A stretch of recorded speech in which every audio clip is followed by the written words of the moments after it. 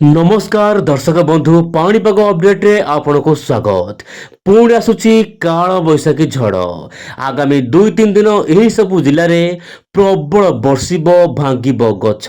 हाँ आज्ञा राज्यर अनेक स्थान में वर्तमान देखा मिलूँ काल बैशाखी खास करके राजधानी भुवनेश्वर समेत कटकर अनेक स्थान में बात्या ठारू अनेक जोरे पवन देखा मिलूँ। तो ये दर्शक बंधु सैटरडे इमेज आप देखु बर्तमान स्थित में राज्यर विभिन्न अंचल में पुणी हेब काल बैशाखी यही सब जिला को वर्तमान ऑरेंज अलर्ट येलो अलर्ट। हाँ आगे आप देखो बर्तमान समय मोबाइल स्क्रीन रे बर्तमान समय राज्यर विभिन्न अंचल में झड़ वर्षा देखा मिलूँ।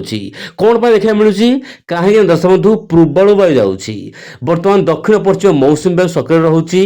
आप देखो बर्तमान जो रेड कलर गार रही है पूर्वाणु वायु से ही दर्शक बंधु पश्चिम वायु मिलन होची जहाँपाई कि राज्य में गोटे प्रकार कन्वेंशन जोन सृष्टि होची खास करके उपकूल ओडिशा रे वर्तमान बात्यार भली स्थिति देखा मिलूँ।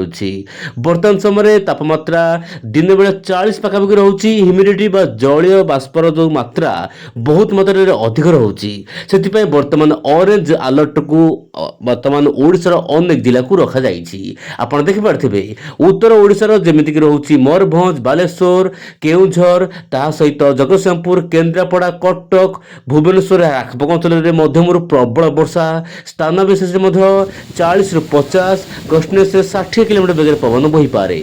या सहित मालकानगिरी कोरापुट ता सहित नवरंगपुर नुआपड़ा बलांगीर मोटामोटी कह सारा राज्य को वर्तमान जारी कर सतर्क सूचना।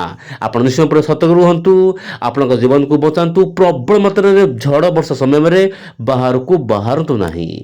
जदि आम दर्शक बंधु देखा मौसुमीर वर्तमान स्थिति आप देखु दक्षिण भारत को वर्तमान मौसुमी प्राय अधा भाग छुई सारी अपेक्षा रही ओडिशा को। ओडिशार नॉर्मल डेट हूँ 15 तारीख किंतु जहाँ जना पड़ी आगामी 2 ରୁ 4 दिन मध्य ओडिशा छुई पारे दक्षिण पश्चिम मौसुमी वायु पाग अनुकूल रही। आसाम भली सिक्किम भली राज्यगुड़िक आगामी 2 दिन मध्य मौसुमी वायु छुईवा पाग अनुकूल।